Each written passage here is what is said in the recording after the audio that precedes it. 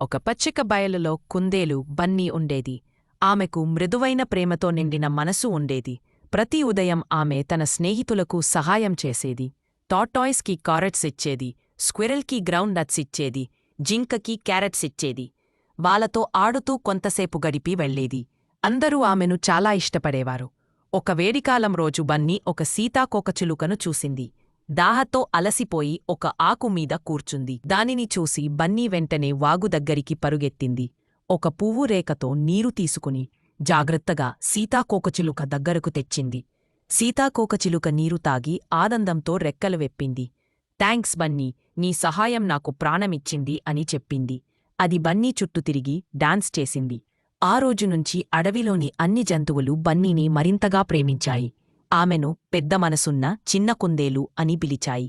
ఈ కథ చెబ్బుతున్న నీతి: చిన్న సహాయమైనా ప్రేమతో చేస్తే అది ఎప్పుడూ మన దగ్గరికి రెట్టింపు ప్రేమతో తిరిగి వస్తుంది.